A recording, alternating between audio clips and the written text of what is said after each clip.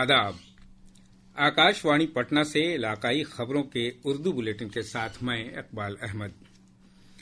वजीर आला नीतीश कुमार ने आंगनबाड़ी सेविका और सहायिका की उजरत में इजाफे का ऐलान किया है।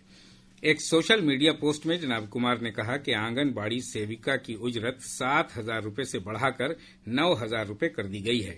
वहीं आंगनबाड़ी सहायिका की उजरत 4,000 रुपये से बढ़ाकर 4,500 रुपये कर दी गई है। वजीर आला ने कहा कि हुकूमत के इस फैसले से मरबूत इत्फाल तरक्यात प्रोजेक्ट के तवस्सुत से चलाई जा रही मुख्तलिफ खिदमात के मेयार में बेहतरी आएगी। बिहार में वोटर लिस्ट की खुसूसी जामे नजरसानी को चैलेंज करने वाली अर्जियों पर सुप्रीम कोर्ट में आज समाअत जारी है।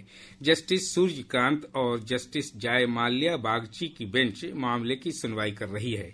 इस मामले में सुप्रीम कोर्ट में 22 अगस्त से सुनवाई जारी है। बीजेपी पार्लिमानी पार्टी ने नई दिल्ली में मुनक़िद पार्टी अरकान पार्लियामेंट के तरबियती वर्कशॉप के दौरान आइंदा नस्ल से मुतल्लिक जीएसटी इस्लाहात की तजवीज़ इत्तफाक राय से मंजूर कर ली है। इसमें पैदावारकारों और ताजिरों से जीएसटी शरह में तखफीफ का फायदा सार्फिन तक पहुंचाने की अपील की गई है।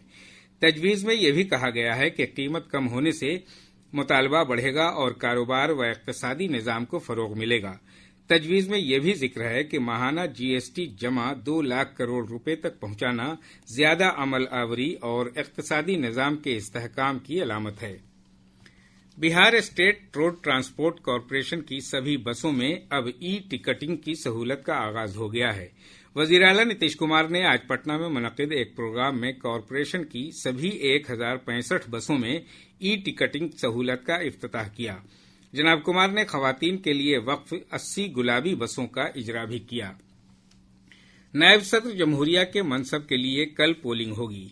इस इंतखाब के सिलसिले में सभी पार्टियों की तरफ से मीटिंगें मुनक़िद की जा रही हैं। इसी सिलसिले में आज जेडीयू अरकान पार्लियामेंट की नई दिल्ली में मीटिंग होगी। नालंदा से रुकन पार्लियामेंट कौशलेंद्र कुमार की रिहाइशगाह पर मुनक़िद होने वाली इस मीटिंग में एनडीए के नायब सदर जमहूरिया ओहदे के उम्मीदवार सीपी राधाकृष्णन भी शामिल होंगे। भारतीय कम्युनिस्ट पार्टी सीपीआई की रियासती इकाई की 25वीं कॉन्फ्रेंस आज से पटना में शुरू हो रही है। 12 सितंबर तक चलने वाले इस प्रोग्राम में पूरी रियासत से नुमाइंदे शामिल होंगे। पार्टी के रियासती सेक्रेटरी राम नरेश पांडे ने बताया कि कॉन्फ्रेंस में कौमी जनरल सेक्रेटरी डी राजा और कौमी सेक्रेटरी पल्लव सेन गुप्ता समेत कई सीनियर लीडर शामिल होंगे। दहशतगर्दाना साजिश से वाबस्ता एक मामले में एनआईए की टीम ने बिहार समेत 5 रियासतों में छापेमारी की है। मौसूला मालूमात के मुताबिक बिहार में 8 मकामात पर छापेमारी जारी है। हमारे कटिहार नामानिगार ने बताया कि जिले के सेमापुर थाना इलाके के सुखासन गांव में एनआईए 4 लोगों के घरों पर छापेमारी की है।